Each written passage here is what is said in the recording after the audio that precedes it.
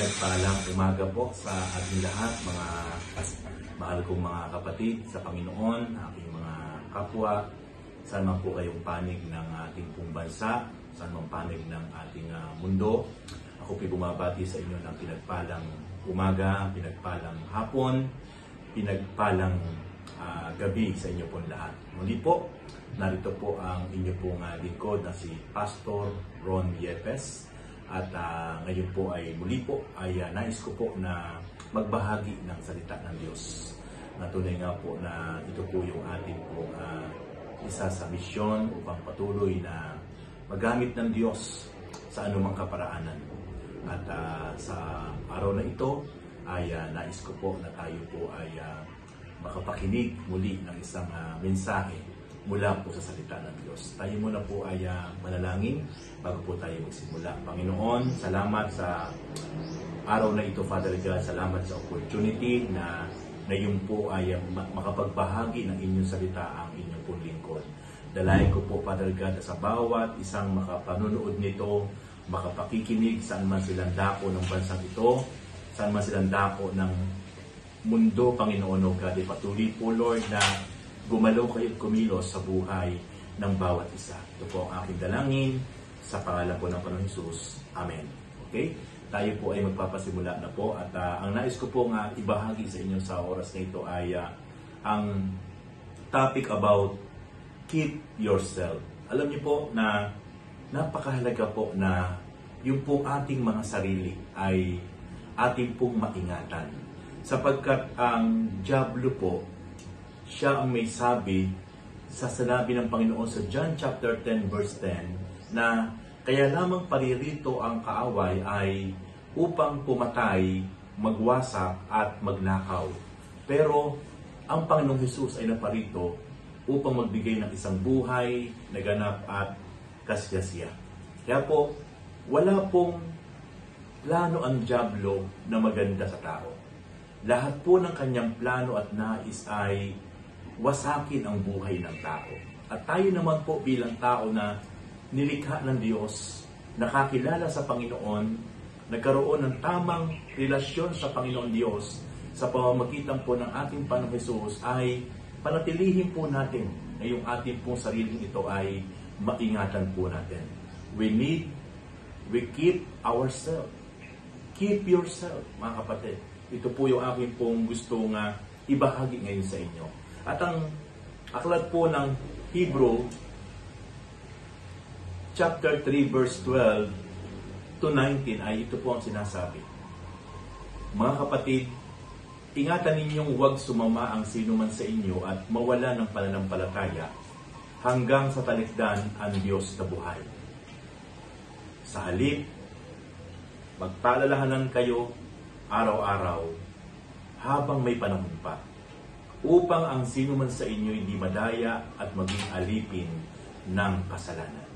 Verse 14, sapagkat tayong lahat ay kasama ni Kristo kung mananatili tayong matatag hanggang wakas sa ating pananalig sa Kanya. Verse 15, ito nga ang sinasabi sa kasulatan, kapag narinig niyo ngayon ang tinig ng Diyos, huwag maging matigas ang inyong ulo. Gaya ng inyong ginawa nang maghimagsik kayo sa Diyos. Sino ang naghimagsik sa Diyos bagamat narinig ang kanyang tinig? Hindi ba ang lahat na inilabas ni Moises sa Ehipto? Verse 17, at kanino nagalit ang Diyos sa loob ng 40 taon? Hindi ba sa mga nagkasala at namatay sa ilang? Verse 18, at sino ang tinutukoy niya na kanyang sinumpa? Hindi sila makapapasok at makapamahinga sa piling ko. Hindi ba ang mga suwain? Kaya't alam nating hindi sila nakapasok sa lupang pangako dahil sa kawalan nila ng pananalig sa Diyos. Ay kita po natin na yung mga unang mga Kristiyano, mga unang Israelita ay hindi nakapasok sa lupang pangako sapagkat nagalit ang Diyos sa kanila. Sapagkat hindi nila natutunan talagang maingatan nila yung kanilang pananampalataya, yung kanilang pagsunod sa Diyos. At ang sabi ng Hebrew chapter 4, verse 1, nananatili pa ang pangako ng Diyos na tayo makapapasok at makapamamahinga sa piling niya. Ngunit, mag-ingat kayo. Baka mayroon sa inyong hindi magkamit ng pangakong ito.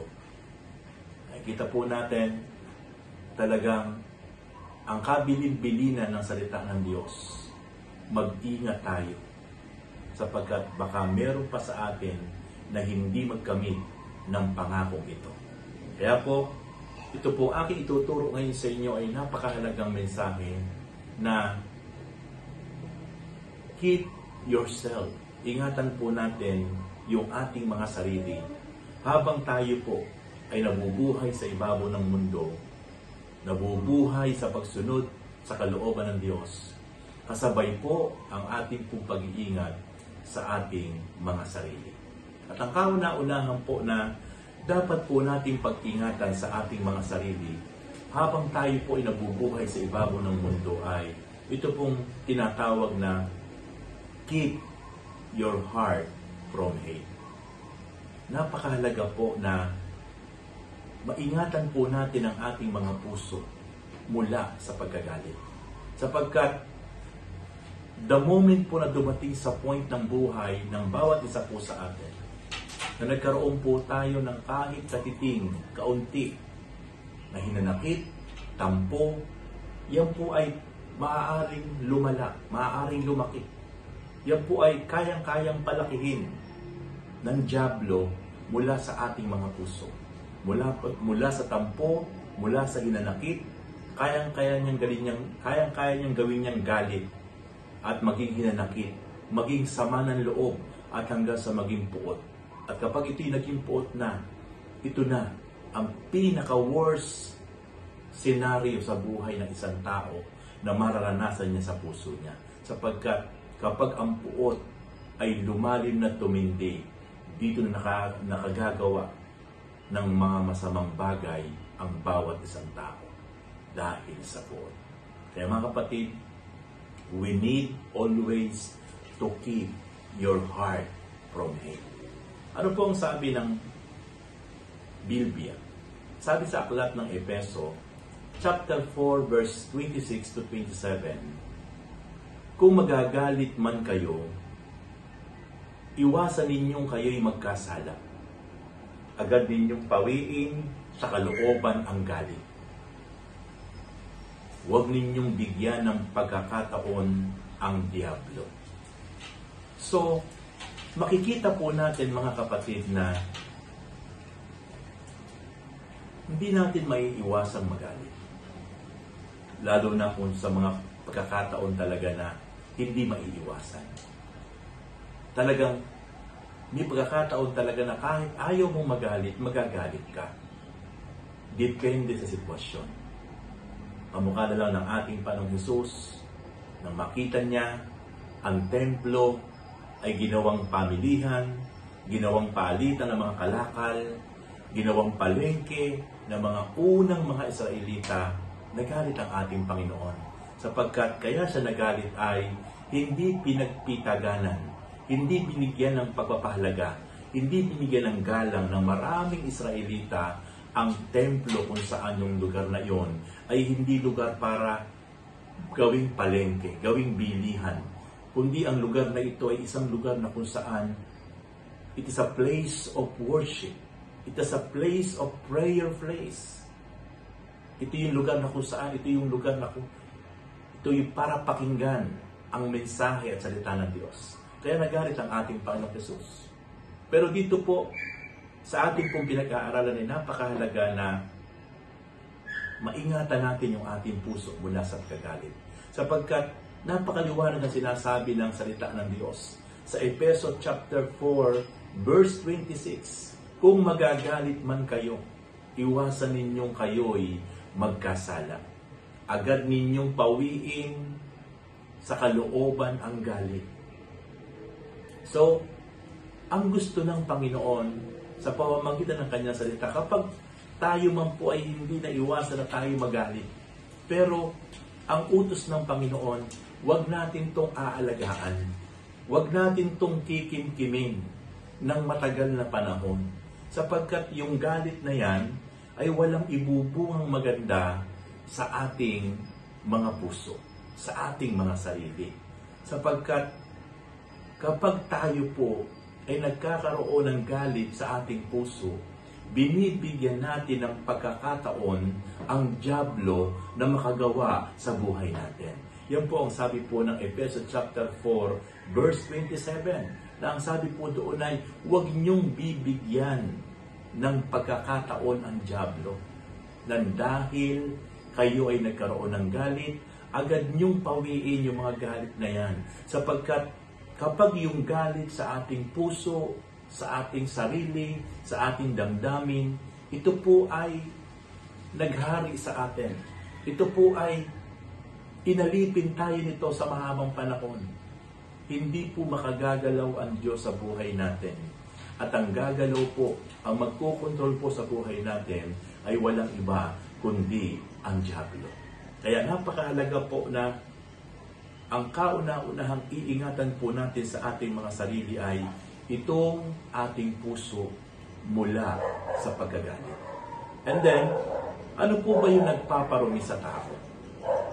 Alam niyo po ba na may binabanggit po ang Diyos sa kanyang salita sa aklat po ng Matthew chapter 15, beginning verse 17 to 20, na hindi po yung mga pumapasok sa bibig ang nagpaparumi sa atin, kundi yung lumalabas sa ating bibig ang siyang nagpaparumi sa atin, sapagkat kung ano po yung inilalabas ng ating bibig, ito po'y nagmumula sa ating puso. Pero kung yung ating mga kinakain, matapos po natin yung kainin, after a few hours, yan po'y ilalabas ng ating katawan. Yung lahat ng toxic na pumasok po sa ating katawan ay ilalabas po yan ng ating katawan. Pero lahat po ng lumalabas sa ating bibig, ito po'y nagmumula sa ating puso. Kaya po, ang sabi po ng aklat ng Mateo, chapter 15, verse 17, up to verse 20a, ito po ang sinasabi. Hindi ba ninyo nalalaman na anumang pumapasok sa bibig ay tumutuloy sa tiyan at idinudumi? Ngunit ang lumalabas sa bibig ay nanggagaling sa puso at ito ang nagpaparumi sa tao. Verse 19, sapagkat sa puso nanggagaling ang masamang isipan, pagpatay, pangangalunya, pakikiapid, pagnanakaw, pagsaksi sa kasinungalingan, at paninirang puri. Ang mga ito ang nagpaparumi sa tao. Makikita po natin na kapag hindi po natin naingatan yung ating puso, ito po ang po pwedeng patuloy na magparumi sa atin. Sapagkat napakahalaga po yung laman ng ating puso. Sapagkat kung ano yung laman ng ating puso, ito po ang lalabas sa ating bibig. At kung ano po ang laman ng ating puso, ito po yung gagawin po natin. Ito po yung iaak ng ating katawan. Kapag ikaw ay may galit, wala pong magandang gagawin ng ating katawan sapagkat ang puso natin ay puno ng galit. Kapag ikaw ay puno ng pagmamahal at pag-ibig, ang pawang gagawin po ng ating katawan ay magdudulot po ng biyaya at pagpapala sa ibang tao sa paligid natin. At ito po'y magdudulot ng kagalakan sa ating Panginoon Diyos sapagkat nakikita niya na yung ating ginagawa ay dulot at bunga ng pag-ibig na nadarama natin sa ating puso. Kaya po mga kapatid, napakahalaga po na ating puso ay ingatan po natin. Sabi po ng Colossus chapter 3 verse 8, ngunit ngayon, itakwil ninyo ang lahat ng ito, galit, uot, at sama ng loob. Iwasan na ninyo ang panunungayaw at malaswang pananalita. Ito po yung ipinatatakwil sa atin. Ito po yung ipinaalis sa atin ng ating Panginoon Diyos. Mula sa ating puso, mula sa ating buhay. Yung pong lahat ng galit, puot, sama ng loob. At iwasan na raw po natin yung panunungayaw at malaswang pananalita. Sapagkat ang lahat pong ito ay wala pong idudulot na maganda sa ating buhay. Ito po ay dadalhin tayo sa isang napaka-miserable at kalunos-lunos at puno ng kalungkutan na sitwasyon sa ating buhay.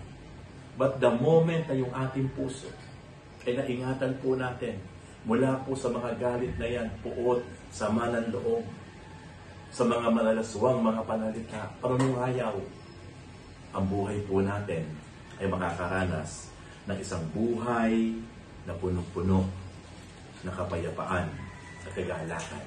Sapagkat yan po ang nais ng Panginoon.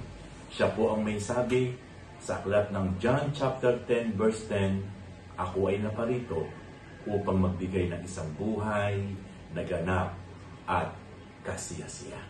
Kaya po mga kapatid, patuloy po na ingatan natin ang ating mga puso.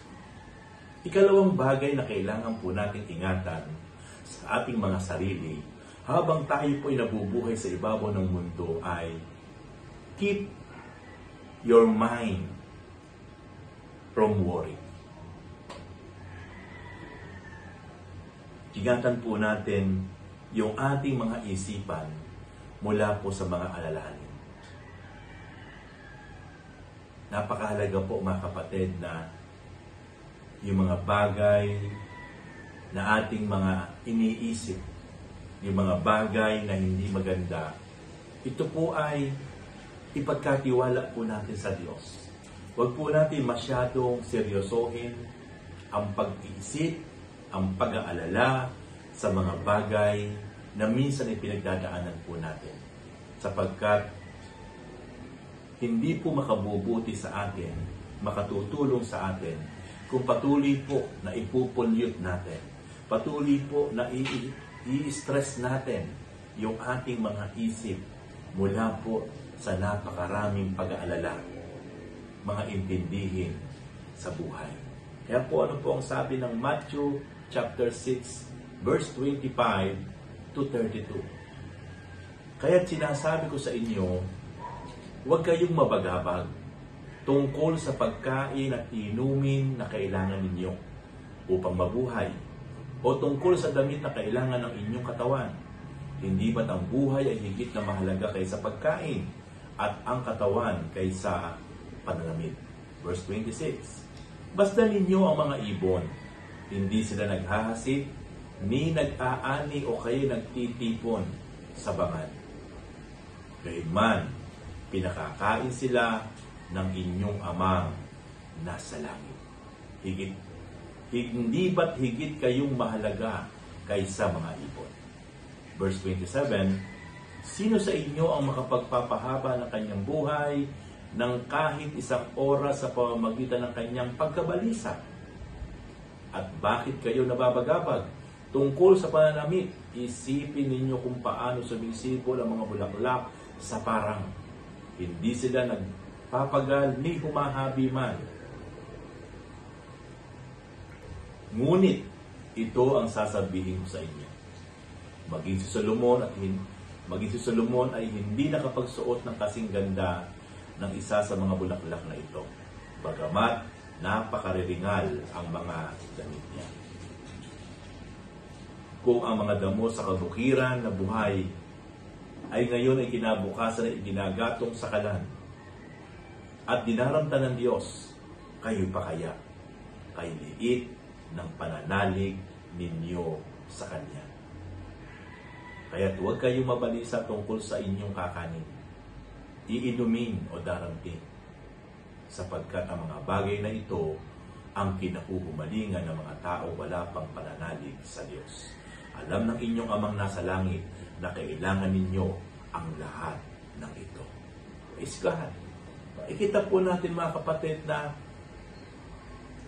kapag tayo po ay tunay po na nagtitiwala, tunay po na namumuhay ayon sa kalooban ng Diyos, tunay pong sumusunod ayon sa utos niya, tunay pong may tamang relasyon sa Panginoon Diyos, tunay po na meron tayong pagkaunawa, pagkakilala sa ating Panginoong Hesukristo, na buktong na anak ng Diyos. Hindi po tayo kayang pabayaan ng Diyos. Ang Diyos po ay gagawa at gagawa ng himala at kaparaanan. Ang Diyos po ay patuloy na gagalaw sa buhay po natin. In any kinds of situation, ang Diyos po ay kikilo sa buhay ng bawat isang tapat na nananalig at sumusunod sa Kaniyang kalooban. Hindi po tayo kayang pabayaan ng Diyos. Kaya po, yung pong pag-aalala, yung pong pag-iintindi, yung pong pag-iisip ng napakalalim at para bagang nawawalan ka na ng pag-asa, hindi po ito makatutulong. Kaya nga ang sabi po ng Diyos sa Kanyang salita, may magagawa ba? May maitutulong ba sa inyo yung inyong pag-aalala, yung inyong pag-iisip, yung inyong kawalan ng pag-asa? May magagawa ba yan? Kaya sabi ng Diyos, kung yung mga damo sa kaparangan ay hindi ko pinababayaan, pagkatapos sila ay matuyo, sila'y muli ay mananariwa. Kung yung mga ibon sa langit hindi naghahasit, ni hindi sila nagtatanim, pero kailanman ay hindi sila nagutom, sapagkat ang Diyos ang lumikha sa kanila, ang Diyos din ang bahala na magsusupply ng kanilang mga pangangailangan. Kay liit ng inyong pananampalataya, how much more kayo na nilikha ng Diyos ayon sa Kanyang wangis, na kayo'y hindi kayang pabayaan ng Diyos. Kaya mga kapatid, keep your mind from worry. Atin pong ipanatag, atin pong ipagkatiwala ang mga bagay na minsan sa buhay natin na parang wala na pong solusyon, parang wala na pong sagot. Pero ang Diyos ay laging handang gumalaw at tumulong sa atin at gumawa ng mga himala, sapagkat walang bagay na mahirap sa Diyos. Praise God. Purihin po ang Panginoon. Kaya po siya din po ang may sabi.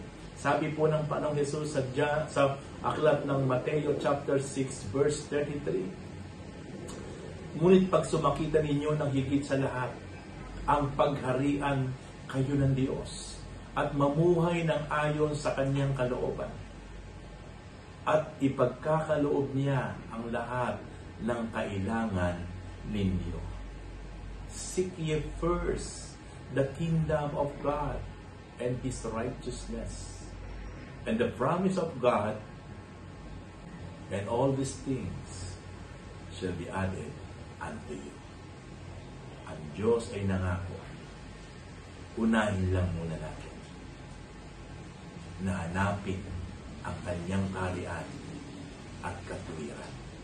Kapag inuna natin, hanapin ang kaharian, ang katuwiran, at kalooban ng Diyos, ito'y nilakaran natin, ito'y ipinamuhay natin, ginawa nating first priority ang Diyos sa ating buhay, the promise of our Lord for us. All your needs ay isusupply sa atin ng Panginoon. Lahat ng ating pangailangan, all our needs, ay ipagkakaloob sa atin ng Panginoon. Kaya, keep your mind from worry. At sa halip po, na tayo po'y mag-intindi, mag-alala, malungkot, malugmok sa iba't ibang mga negative situation na ating pong pinagdadaanan. Ang sabi po ng Diyos sa Kanyang salita sa aklat ng Kolosas, chapter 3, verse 2, isaisip ninyo ang mga bagay na panlangit, hindi ang mga bagay na panlupa. Sa mga panahon po na tayo po ay dumadaan sa mga hindi magagandang sitwasyon ng ating buhay, ang ilagay po lagi natin sa ating isip ay yung mga bagay na panlangit, hindi yung mga bagay na panlupa. Sapagkat yung mga bagay na panlangit na yan po yung eternal, forever. Samantalang yung mga bagay na panlupa, it is temporal. Lahat po yan ay panandalian lang. Lahat po yan ay lilipas. Lahat po yan ay mawawala. Lahat po yan ay masisira. Lahat po yan ay mabubulok. Pero yung mga bagay na panlangit, it is eternal, forever. Ito po yung lagi natin ilagay sa ating isip at puso. Ano po ba yung mga bagay na panlangit? Yan po yung pag-asa natin sa Diyos. Yan po yung mga pangako ng Diyos sa atin. Yan po yung pag-ibig ng Diyos sa atin. Yan po yung mga gagawin ng Diyos sa ating buhay. Yung mga ipinangako niya. Yung hindi pa natin nakikita. Hindi pa nangyayari sa ating buhay. Pero kapag yan ang ating inilagay sa ating mga isip at puso, diyan tayo manghahawakan. Diyan tayo magpo-focus. Yan ang ating pagpopokusan. Yan ang ating panghahawakan. Yan ang ating pagtitiwalaan. Kapatid, I tell you, pupuno ka ng kapayapaan, ng kagalakan, sapagkat yan ang nais ng Panginoon. Ang maniwala sa mga bagay na hindi pa nangyayari. Ang maniwala sa mga bagay na hindi pa nakikita, sapagkat yan ay bunga ng isang matatag na pananampalataya. Purihin ng Panginoon. Praise God. Glory to God. Hallelujah. And then last point, keep your tongue from bad words. Ang kapatid, napakahalaga po na maingatan po natin yung ating mga dila sa pagbibitaw, sa pagkasalita ng mga pangit po na salita, sa pagbibitaw ng mga masama po salita, sapagkat ito po'y walang idudulot na maganda sa ating buhay. Kaya sabi po ng aklat ng Santiago, chapter 3, verse 5 to 10, ganyan din ang dila ng tao. Kay liit-liit na bahagi ng katawan, ngunit malaki ang nalilikhang kayabangan. Isipin na lamang ninyo na papalagablab ng isang maliit na apoy ang isang malawak na kagubatan. Ang dila ay isang apoy, isang daigdig na kasamaang nakahahawa sa ating buong katawan. Mula sa impyerno ang apoy nito at pinag-aapoy ang lahat sa buhay ng tao. Verse 7, lahat ng uri ng ibon at hayop na lumalakad o gumagapang o nakatira sa tubig ay kayang supilin at talagang nasusupil ng tao. Ngunit walang makasupil sa dila. Ito'y napakasama at walang tigil, puno ng kamandag na nakamamatay. Ito ang ginagamit natin sa pagpupuri sa ating Panginoon at Ama. At ito rin ang ginagamit natin sa pag-alimura sa tao na nilalang ng kalarawan ng Diyos. Sa isang bibig nang gagaling ang pagpupuri at pag-alimura. Hindi ito dapat mangyari, mga kapatid. So makikita po natin na yung dila po talaga ay isang makamandag na bagay, bahagi sa katawan ng tao. At itong dilang ito ay extension, maaari maging extension ng apoy sa impyerno. Ito yung starting point na nagpapalagablab sa buhay ng isang tao para sa talaga ay ibuli sa kapahamakan yung dila ng isang tao. Kaya napakahalaga na ang dila po natin ay mabantayan natin, maalagaan po natin, masupil po natin. Ang Diyos ang may sabi sa kanyang salita sa Santiago chapter 3 na kung papaano ang iba't ibang uri ng hayop ay nasusupil, pero ang dila ay sadyang napakasama. Walang po pwedeng sumupil sa kanya. Hindi siya masupil, hindi siya mapigil.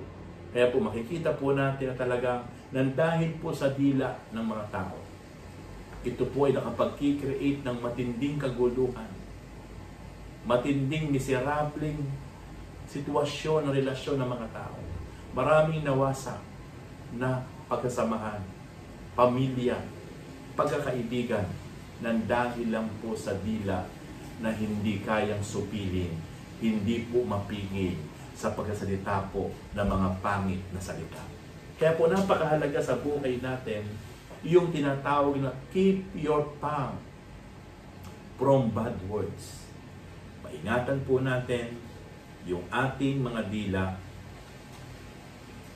sa pagbibitaw, sa pagkasalita ng mga masama at mahasakit na salita. Gusto mo ba ng payapa at saganang pamumuhay?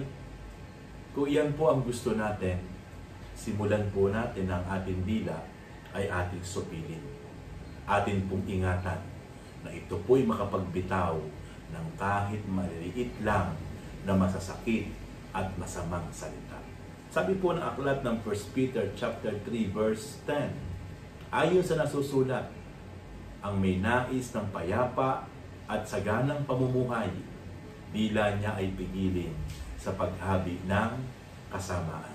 Kapag nais po pala natin, nangangarap tayo ng isang mapayapa at masaganang buhay, ang isang susi po pala niyan ay atin pong pigilin, atin pong ingatan yung ating mga dila sa pagsasalita, sa pagbibitaw ng masama at mahasakit na salita.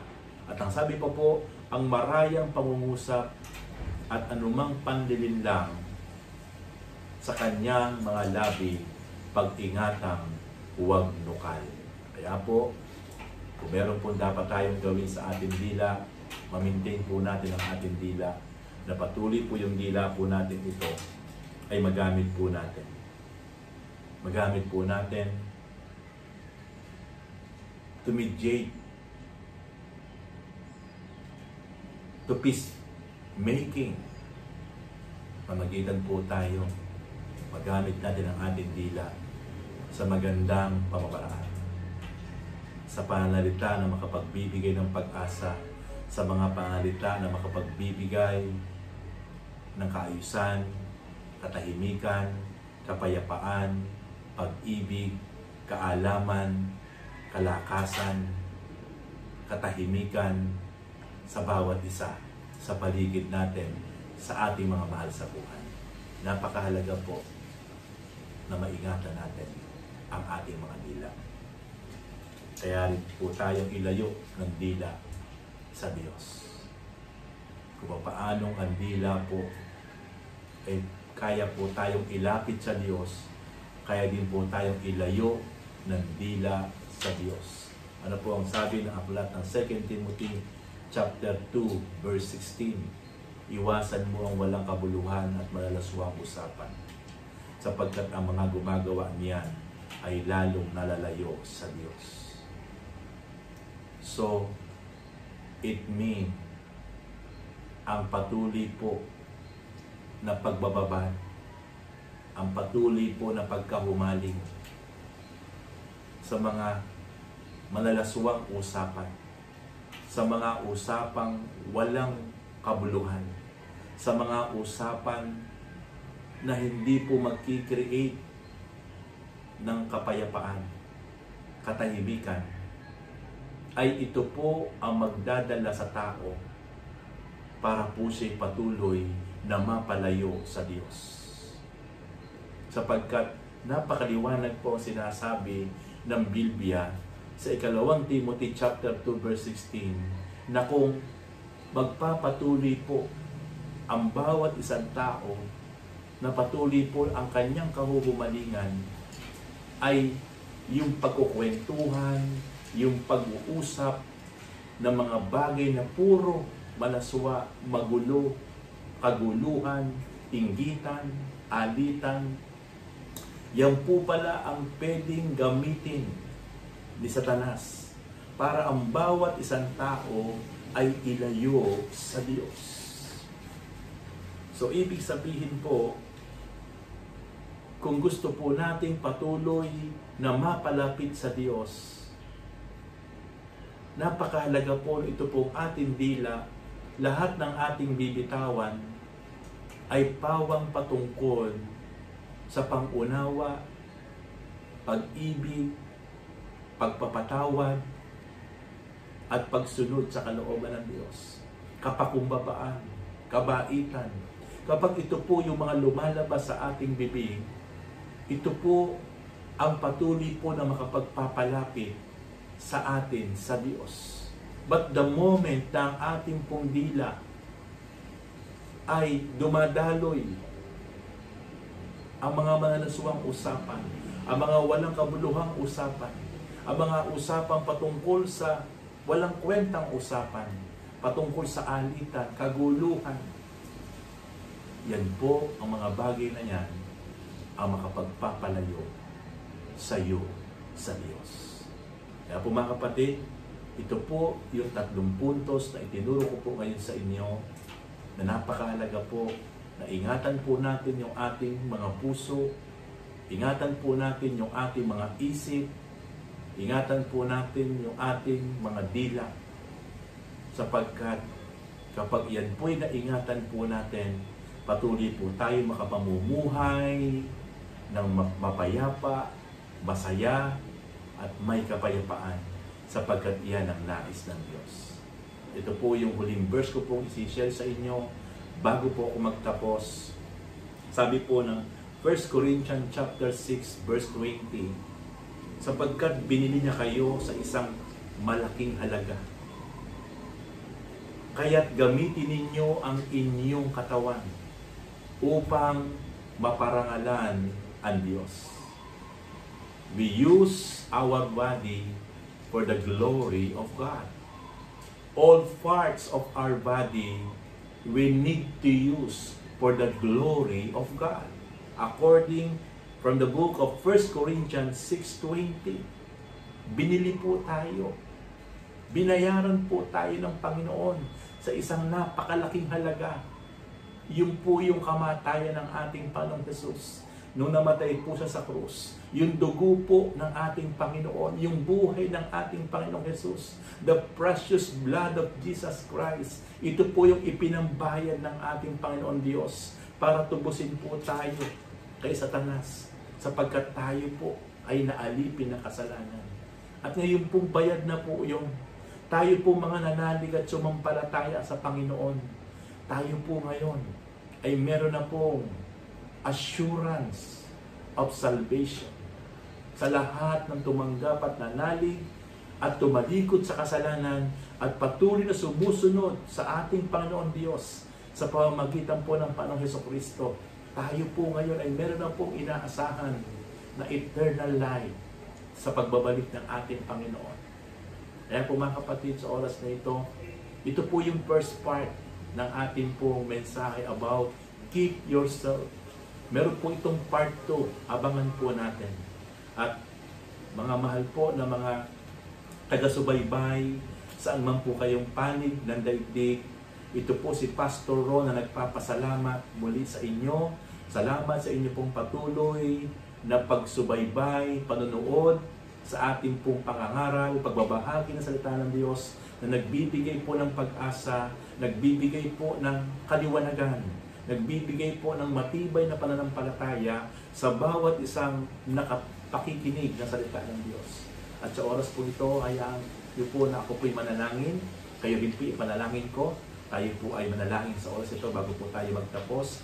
Dakilang Diyos, amang banal na makapangyarihan sa lahat, salamat po sapagkat muli ay nagamit po ng inyong lingkod ang YouTube channel upang patuloy po, Lord, na ako po ay makapaghayag ng inyong salita sa pamamagitan po, Lord, ng platform na ito na YouTube channel, O God, ay naaabot, Panginoon, ang lahat ng tao sa buong daigdig. Salamat po, Lord, at dalangin ko po na sa bawat isang nakapakinig, O God, pangunahan niyo po sila, tulungan niyo po sila, Panogat, Lord, na patuloy na maingatan po nila ang kanilang mga puso, ang kanilang mga isipan, Lord, ang kanilang po mga dila, upang patuloy po makapamuhay sila ng may kapayapaan, may kasiyahan, isang buhay na ganap at kasiyasya.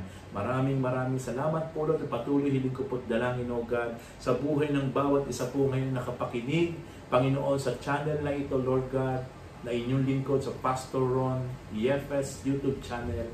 Hiling ko po't dalangin Lord God na patuloy po Lord na gumalaw kayo, kumilos kayo panogad sa buhay nila. Panginoon, dalahin ko po Lord na patuloy po Lord na sila po o God ay ingatan niyo po, pangunahan niyo po panogad.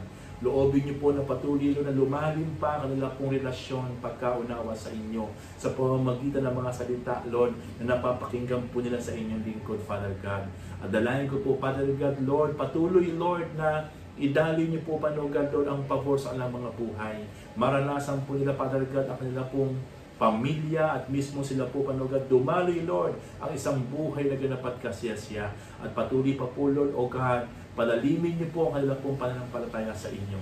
Lord, ito po ang aking dalangin naman banal sa inyo sa pangalan po ni Jesus sa buhay ng bawat isa ng mga kapatid, aking mga kapwa sa lahat ng panig ng mundo na ngayon po'y nakapakinig ng inyong buhay at makapangyarihan salita. Ito po ang aking dalangin. In Jesus' name we pray.